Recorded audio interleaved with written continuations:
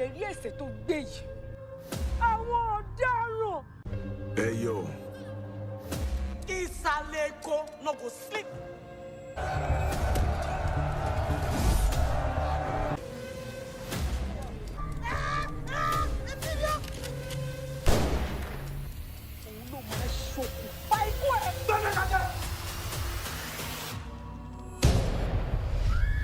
Hello everyone and welcome back to my channel. If you're on this channel for the first time, thank you for clicking this video on this channel. I do everything movie on cinemas, movies on Prime Videos, movies on Showmax, movies on Netflix, just to mention a few guys.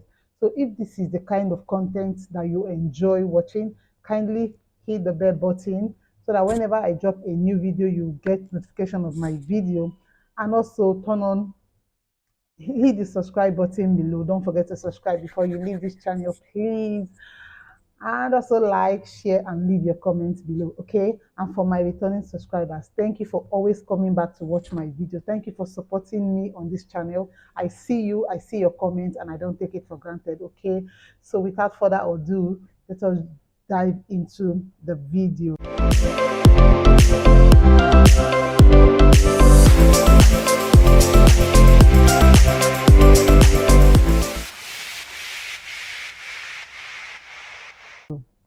Today's video, guys, I want to talk about one of the trending movies, okay? Gangs of Lagos. Gangs of Lagos have been trending for some time now. A lot of people have been talking about it. And of course, you can only watch it if you are subscribed to Prime Videos and some other platform, okay? If you've not seen the movie and you're looking forward to seeing the movie, why not watch this video to the end so you can know if it will be worth your time or not, okay? So before I go into the video proper, before I go into what the movie entails, let us talk about the cast in this movie. Tobi Bakare played the lead role in this movie. Tobi Bakare is the older Obalola, okay? From the beginning of the video, there is a small boy that played Babalola. I'm going to put him on the screen. Hey yo. So 15 years later into the movie, he became Tobi Bakare. So Tobi Bakare played the lead role, Babalola, okay, who was a little boy that lost his father. He was basically a street boy, and he lost his dad. And the mom doesn't want him to take the same step that the dad took, okay? The mom is played by Iyabo Ojo. Iyabo Ojo played Obalola's mom in this movie. Then we have Adesuwa, who is Obalola's friend. They were friends from childhood. There were three friends. We have Ifeanyi, we have Gift, we have Obalola. Okay, then of course we have Tenny. Tenny is the rich kid, one of the politicians' daughter. She's not allowed to mingle with them, and was also Babalola's crush. Okay.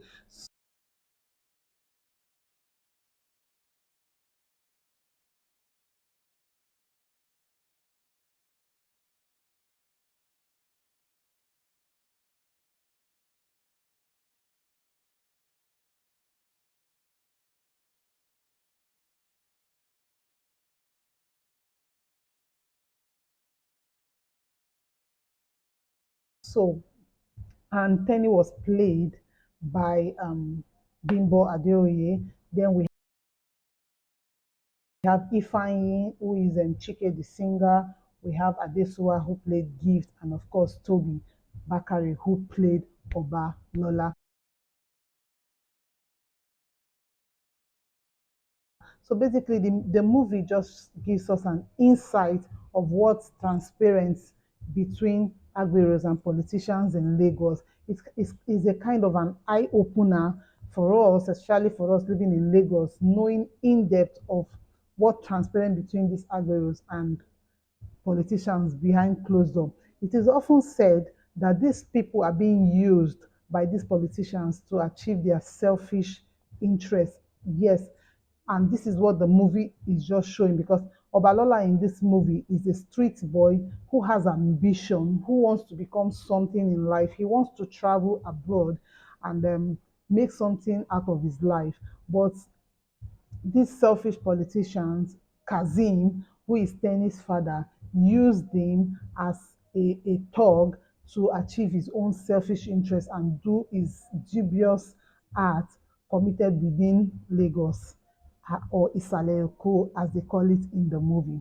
So the movie started with the little boy who is Obalola, and his friends Gift and Ifeanyi.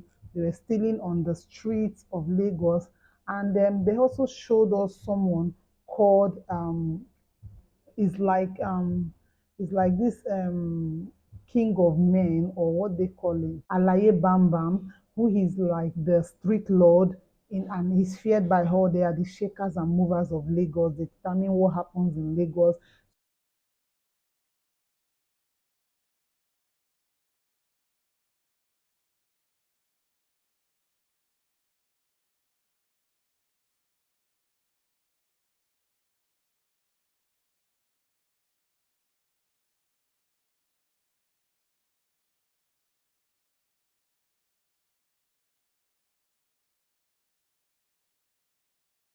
So Toby, Obalola, when he was young, stole from a woman and was taken to this street lord, who actually told him to return whatever he had stolen from the woman back to the woman.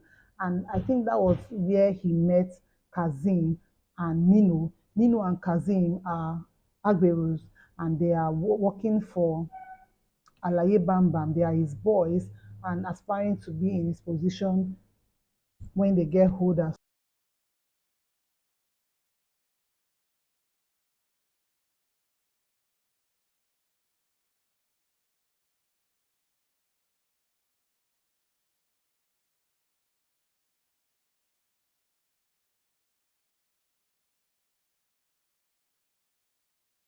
So Alaye Bambam is someone that is the like they are the ones that knows everything that happens there. They say what happens in Salary Code. They say who becomes the next government. They are just like godfathers in this space. Okay. So Nino, who I feel is a good guy. Okay. Nino is a good guy. If I remember the name of the guy that played Nino, I'm going to put it on the screen. So Nino is a very good guy who got attracted to Toby, because after that meeting, he kind of who got attracted to Obalola, sorry. After that meeting, he called him and he was asking him questions. He found out that the boy was very smart, and he gave him his address.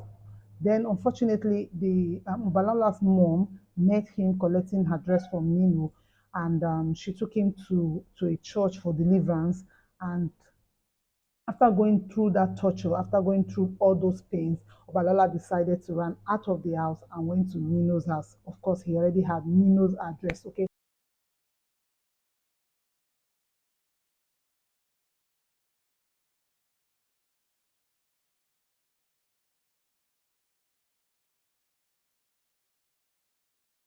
So when he went to Nino's house, Nino welcomed him, gave him food, cared for him, and the mother came and wanted to pick him, but Obalala decided that he wasn't going to go with the mom, and the mom cast a spell on him, or the mom vowed not to have anything to do with him again, since he wants to toy the same road that the father went, and that she wasn't ready to go through that pain or lose a child just the way he lost the husband. And she vowed not to have anything to do with Obalola again. And that was when Nino adopted Lola. Nino's has a girlfriend. Yvonne Jegede played Nino's girlfriend in this movie, and they welcomed him. They took him like their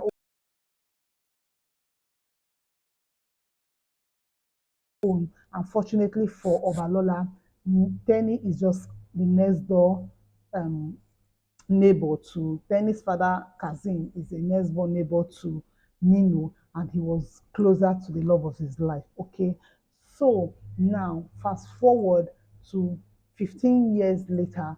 Obalola is now grown, and that was where Toby came in and became Tobi Bakare, and Tenny is now Bimbo, and Gift, of course, is now Adesuwa, and Ifeanyi is now Chike. Okay, so Amongst them, Ifeanyi was able to achieve his dream because he is a singer, and I think it's much easier for him to actualize compared to Obalola and Gibbs, who became street boy and girl and working for these politicians. Even though Chike was part of them, he was more of his music. He's not involved in killing and fighting like Gift and Babalola. Okay, so now the most interesting part of this is that one thing I picked from this movie is that these Agberos that we see on the streets, some of them are quite ambitious, some of them have talent, but they are not able to actualize it because they are being mentally like drained in the sense that they are brainwashed. They get these politicians promise them heaven and earth. They take their own children outside of the country for better life, for better education. And I don't want to mention names. You can see that happening in our setting. We know where these politicians, we know how their children are schooling abroad, and they are using these agberos, these dogs, to do their devious art, to carry out crimes and do other. So in this movie, Toby is sent by Kazim. Now, okay, before the Nino died, he was killed. So Nino was killed, and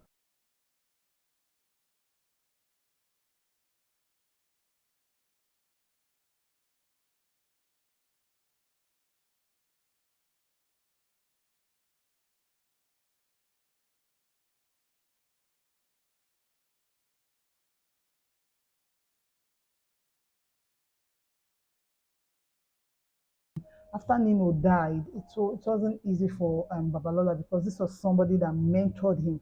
And if you can, in this movie also, I remember when Babalola was still small, Nino took him to the slaughter room where they used to slaughter people and keep people, where they take their victims to.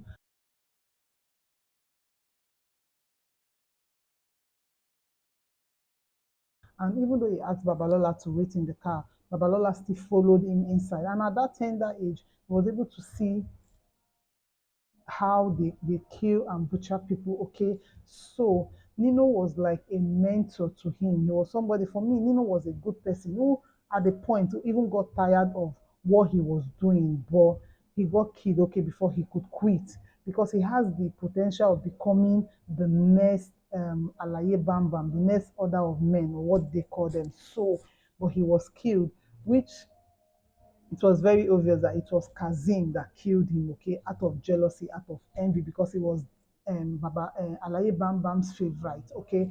So now, after Nino died, um, Obalola started working for Kazim, and Kazim became the person who was working for. And all this while, guys, Kazim had already sent his daughter Tenny abroad to school to study while he's using Obalola and his friends, okay. So now, Tenny came back to Nigeria, and of course, Tenny also had feelings for Obalola, and they continued their secret affair, even though Obalola was supposed to be a bodyguard to him. At the point, he was complaining that he felt being used by this by Kazim, who is Tenny's father, because these people use them for their selfish interests. Why they send them abroad? And Tenny was telling him that she didn't ask for this life, she didn't ask for this, she wasn't involved in this and all that.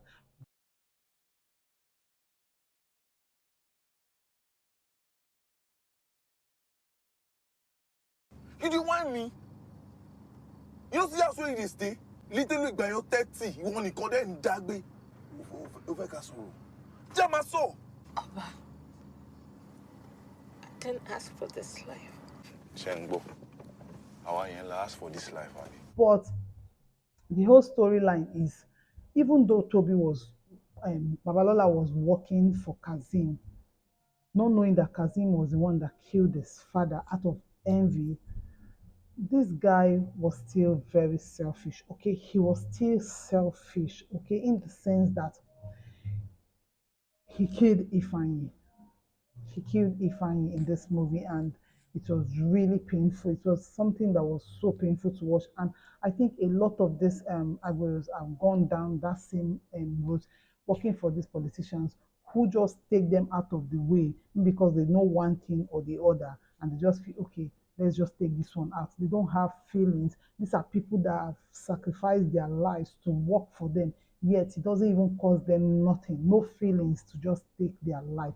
So I feel if this is a movie that even these Agberos need to watch, because it's going to be an eye opener for them to understand that they are being used, okay? That they are being used, okay? So Ifeanyi died, and the reason why Ifeanyi died was because he followed Kazim to a barbing shop, and at that place, Kazim killed someone who is the leader of another gang by the name London, and this London is played by Pasuma. So Pasuma is the leader of the other gang, and everything Kazim has done, he has made it seem like it is that group that is doing it. And whenever anything happened, like when Nino died, the Obalola's group will go face the other group, will fight, and they will kill themselves, their members, and everything is mastermind by Kazim, and it makes it look like it's London that is doing that, or London and his group or his gang that is doing that. So on this fateful day, he took Ifeanyi to a barbing shop, and Kazim was already there, and they had confrontation, and he shot Kazim. So it was only Ifeanyi and the barber there that were witnesses that he killed London. So he told Ifeanyi that Ifeanyi had to kill the barber so that the barber doesn't spill the secret that he was the one that killed London. And when Ifeanyi related this to Babalola, Babalola told him not to kill. Besides, Ifeanyi has not even killed. He doesn't involve himself in the killings and all those things. He's just singing, but he's their friend, and he does things with them. Okay, so Ifeanyi went there on Babalola's advice to go and threaten the guy to leave Lagos, which Ifeanyi went to do. And after doing that, he had already called Gift that he was going there, and that. So he went there threatening the guy. The guy said he was going to leave, not knowing that Kazim had already made another arrangement for Ifeanyi to be killed. So when Ifeanyi left the barber's house, the guy that Kazim had paid to kill Ifeanyi also killed the barber and went after Ifeanyi and killed Ifeanyi while he was on phone with Gift. So at all this time, Gift was trying to reach Babalola, but Babalola was having a love affair with Tenny in Tenny's house, and he didn't hear his phone ring. And at the time, they've already killed Ifeanyi. So the next morning, Babalola woke up and saw so many missed calls on his phone.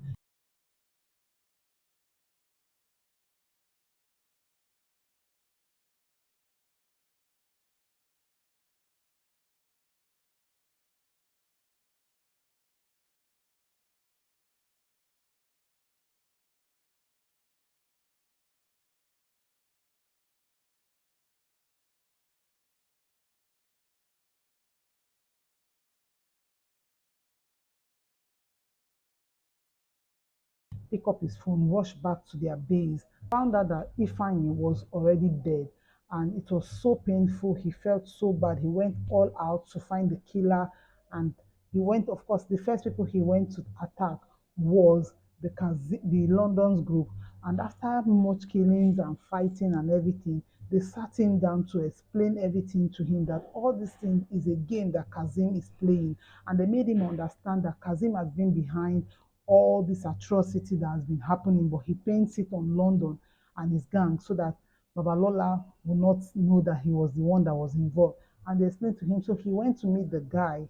He traced the guy. They mentioned the guy that killed Ifeanyi, and he went to the guy. The guy also explained to him that it was Kazim that killed his father, and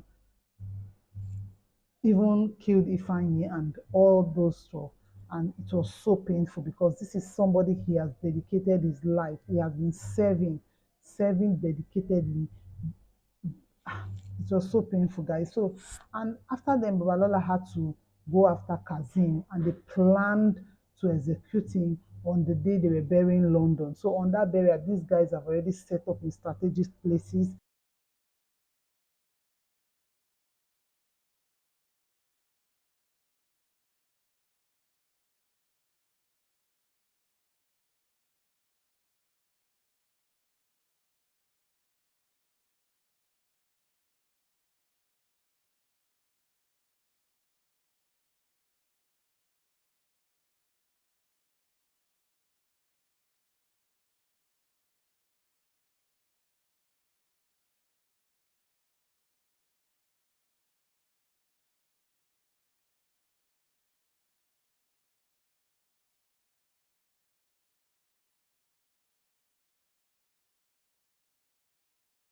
wearing the mask, the masquerade masks, and they came when he suspected that they were coming for him. He tried to run away. Obalola went after him, and they decided to go hand to hand.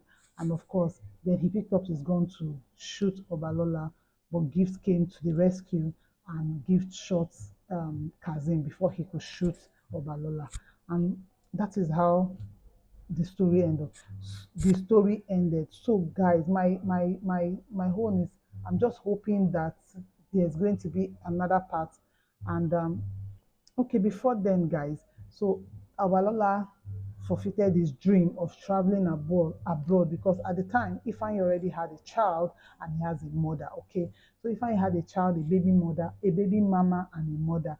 So Obalola dedicated himself to take care of them since Ifeanyi was not around. So he was not able to fulfill his dream of traveling, okay?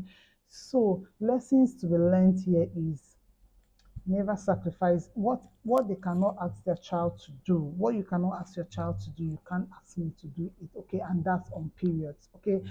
So if this movie um is giving an insight of what the whole of what happens or what goes on in Lagos is about.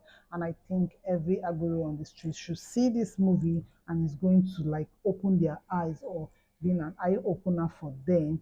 And if you are looking forward to go and see the movie, it's a good movie to watch. It's good to experience it yourself. And I've only shared what the story is all about on this channel. Please let me know what you think about this movie. Even though I have my criticisms of the movie, I I still think it's a good movie because the lessons are more than the criticisms. Okay, so the lessons I got here is that a lot of Agberos on the street, they have ambitions, they have handwork, like they have skills. Okay, and until these politicians stop using those people for their selfish interests and allow them to explore, allow them to be themselves, allow them to actualize their dreams and use their skills to better their lives, okay, instead of sending their children abroad and using these people for their selfish interests, okay? So thank you all for watching this video. If you have watched this video to the end, thank you so much. I love you for staying and sticking to my channel. Please don't forget to subscribe if you've not yet done so, and I will see you all in my next video. Bye.